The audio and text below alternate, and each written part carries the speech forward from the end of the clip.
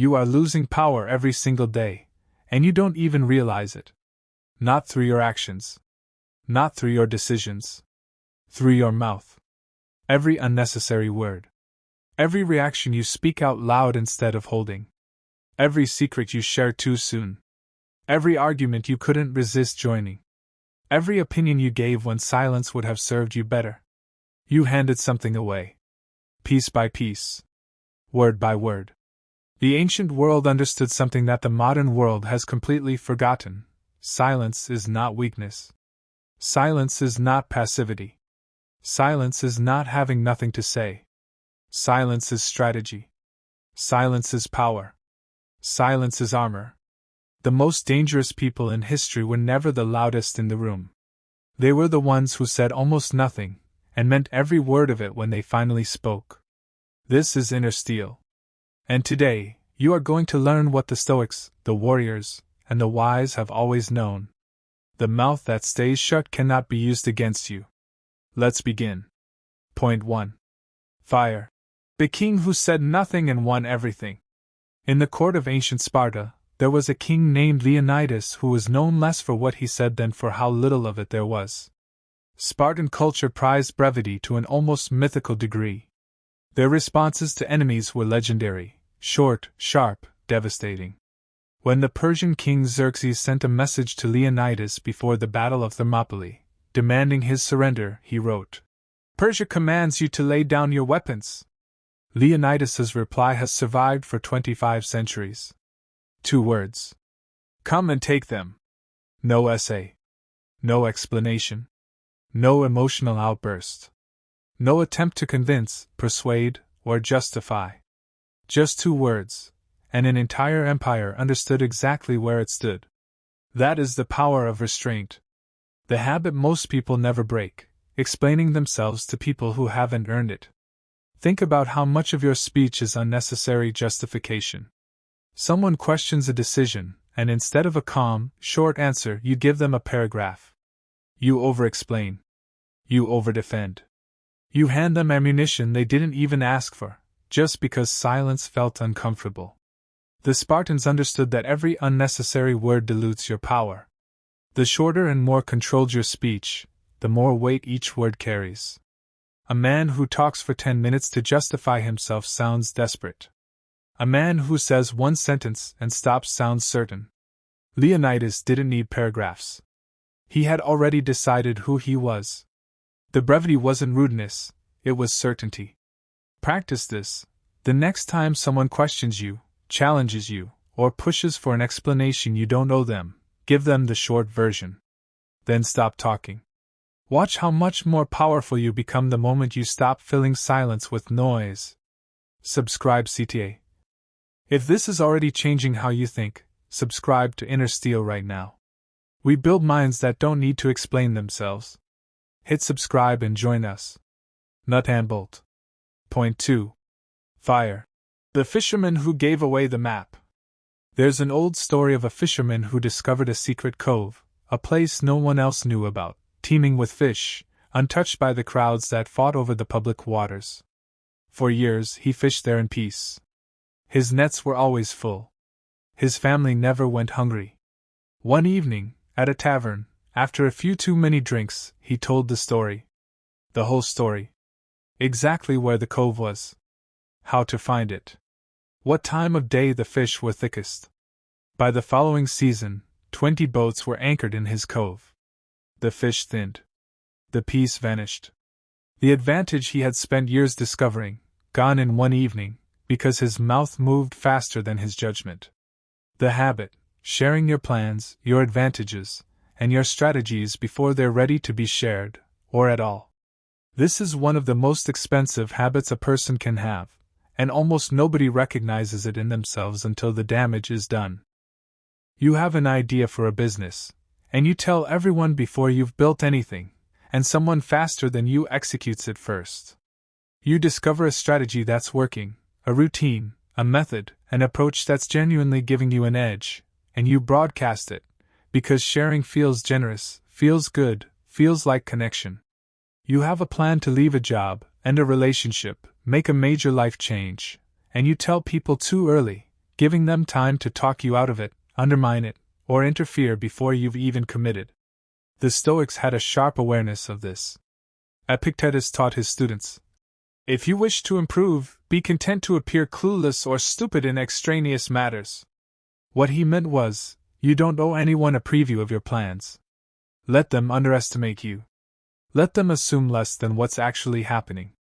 The element of surprise is not deception. It is protection. The cove only stays full if you stay quiet about where it is. Not because people are inherently bad, but because information shared too early, to too many people, almost always gets diluted, copied, or used against you in ways you never intended. Practice this. The next time you have a plan, an idea, or a discovery that's working, resist the urge to announce it. Build it in silence. Let it become real before it becomes public. The fish stay in the cove only as long as the cove stays a secret. Point 3. Fire. The soldier who survived by saying nothing. During the Second World War, captured soldiers were trained to give only their name, rank, and serial number under interrogation. Nothing else. No matter what was promised. No matter what was threatened. No matter how friendly the interrogator seemed, or how casual the conversation appeared to become. There's a recorded account of a soldier who endured days of questioning. The interrogator tried everything: kindness, threats, exhaustion, false camaraderie, even claiming that other captured soldiers had already revealed everything, so there was no point in staying silent. The soldier said the same 4 things, over and over, for days. His name. His rank. His serial number. Silence. He survived the war. Many men who talked, who let their guard down because the conversation felt safe, who shared one detail too many because the interrogator seemed trustworthy, gave away information that cost lives. The habit, believing that every conversation is safe. You don't live in a war zone.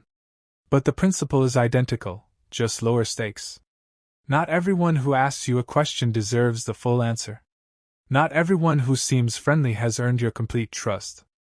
Not every comfortable conversation is actually safe. People will extract information from you casually, over coffee, in a group chat, during small talk, and you will hand it over because the moment felt relaxed, because you want it to seem open, because silence in a friendly conversation feels awkward. But information is leverage. And every piece of personal information, every vulnerability, every weakness, every plan you reveal to someone who hasn't proven they deserve it, becomes something that can be used against you later. Sometimes intentionally. Sometimes carelessly. But used nonetheless. The Stoics drew a hard line between what is yours and what is shared. Your inner world, your doubts, your fears, your strategies, your wounds, these are not public property. They are yours to give, deliberately, to people who have earned the privilege of holding them. Practice this. Before sharing something personal, ask, has this person earned this? Have they shown me, through their actions over time, that they can be trusted with this? If the answer is no, give them your name, rank, and serial number. The polite, surface-level version. And keep the rest where it belongs.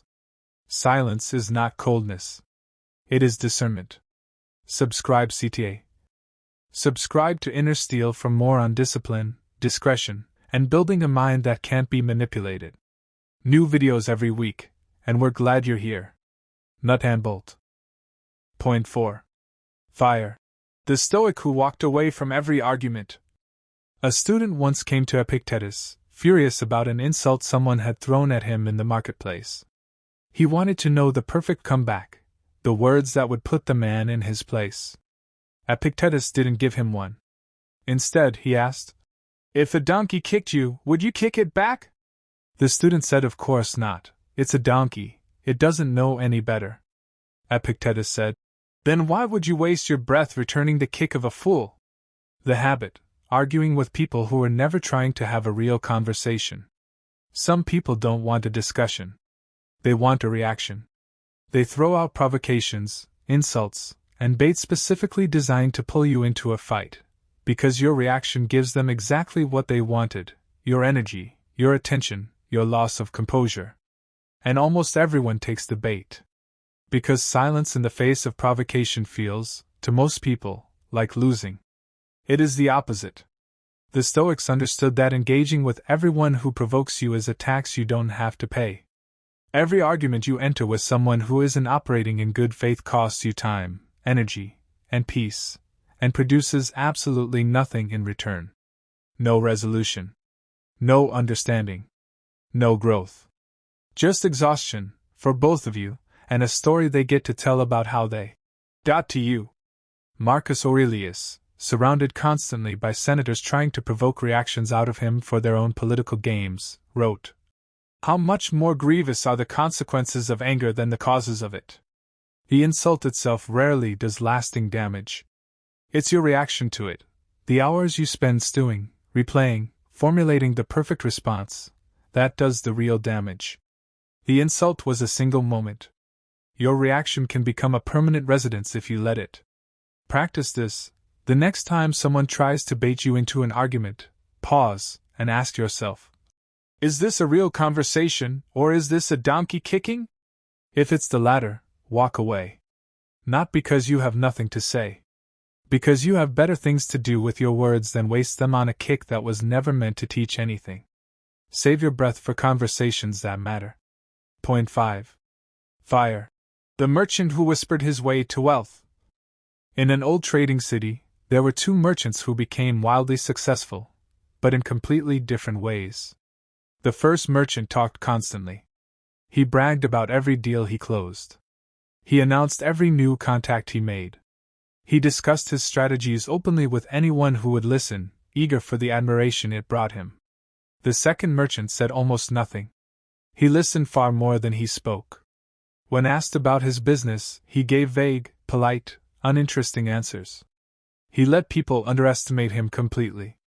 Within a decade, the first merchant had been outmaneuvered by competitors who used his own words against him, copying his strategies, undercutting his deals, anticipating his moves because he had told them, openly, what those moves would be. The second merchant became one of the wealthiest men in the city. Because nobody saw him coming. Nobody could counter a strategy they never knew existed.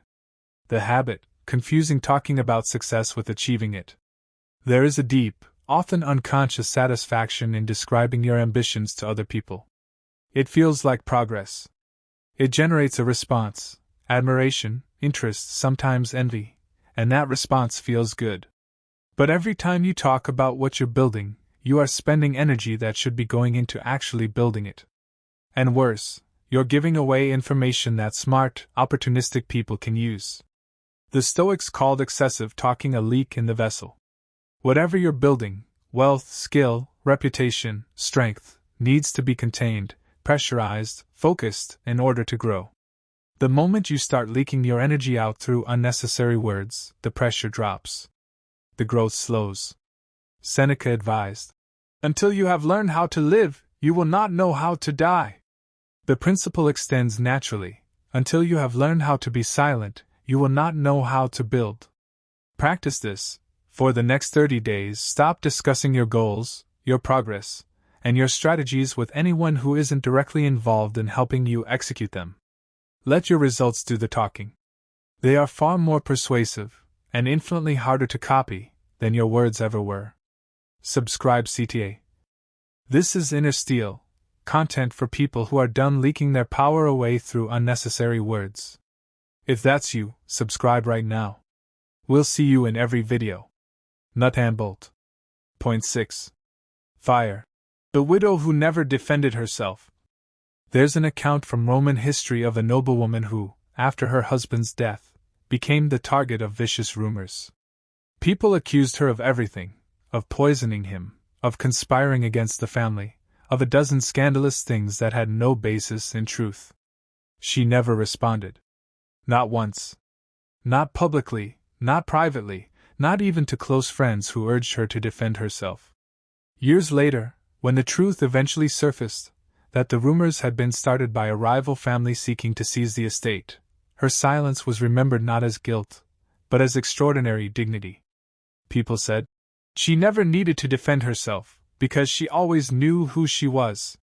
Had she fought every rumor, answered every accusation, engaged with every gossip, she would have spent years of her life in the mud with people who were never going to believe her anyway. Her silence preserved something her defense never could have: her composure, her energy, and ultimately, her reputation. The habit, defending yourself against every accusation, criticism, and piece of gossip. This is one of the hardest forms of silence to practice, because it feels deeply unjust to let a lie stand unchallenged. Every cell in your body wants to correct the record, prove them wrong, defend your name. But here is the Stoic insight that changes everything: you cannot control what people say about you. You can only control whether you let it consume you. Marcus Aurelius wrote, "If anyone can refute me, show me I'm making a mistake or looking at things from the wrong perspective, I'll gladly change. It's the truth I'm after, and the truth never harmed anyone." But notice, he was open to truth from people genuinely seeking it with him. He did not chase down every critic, every rumor, every piece of idle gossip to set the record straight. Because most criticism, most gossip, most accusations are not actually about you. They are about the person saying them, their insecurities, their agendas, their need to tear something down to feel taller themselves. Engaging with it doesn't clear your name. It usually just prolongs the story, gives it more oxygen, and pulls you into a fight that was never winnable in the first place. Because people who have already decided what they believe about you are rarely moved by your defense. They're often more convinced by it. She's so upset about it, there must be something to it. Practice this. The next time you hear that someone is talking about you, spreading something untrue, or criticizing you unfairly, resist the pull to respond. Let your character, demonstrated consistently over time, be your only defense. The truth doesn't need you to shout it. It only needs you to keep living it. Point 7. Fire. The old man at the edge of the village. There's a parable told in many forms across many cultures, but the version that matters here goes like this. A young man, frustrated and confused about his life, sought out an old man known throughout the region for his wisdom. He found him sitting quietly at the edge of the village, watching the sunset. The young man unloaded everything: his frustrations, his anger at his family, his fears about his future, his opinions about everyone who had wronged him. The old man said nothing. He simply listened, nodding occasionally, until the young man had exhausted himself. Finally, the young man asked, "Well? What's your wisdom? What should I do?" The old man said, "I have lived 80 years and learned exactly one thing of value: most of what needed to be said never needed to be said at all." The young man, expecting something grander, left disappointed. It took him another 20 years to understand that he had just received the single most valuable lesson of his life, and walked away from it because it was too simple to recognize. The deepest truth of this entire video: most of what you feel compelled to say, the comebacks, the justifications, the opinions nobody asked for, the corrections, the reactions, the commentary on other people's lives, the need to have the last word, none of it is necessary. It feels necessary in the moment.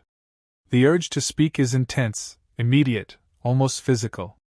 But almost every time, if you wait, just breathe, just let the urge pass, you discover that silence would have served you exactly as well, and usually far better. The Stoics built their entire philosophy around the idea that most of human suffering comes from interference. Interfering with things outside our control, interfering in conversations that don't need us, interfering with our own peace by speaking when stillness would have done more. Your mouth is a door. Every word that passes through it is something you can never take back. Once spoken, an insult cannot be unsaid. Once revealed, a secret cannot be hidden again. Once argued, a position cannot be unargued. Once promised carelessly, a promise cannot be casually broken without cost. But everything you don't say remains entirely within your control. Unspent. Unused. Available to you, in full, whenever you actually need it. That is the deepest form of power available to a human being, the power of the unspoken word. The power that comes not from what you say, but from everything you were capable of saying, and chose, deliberately, not to.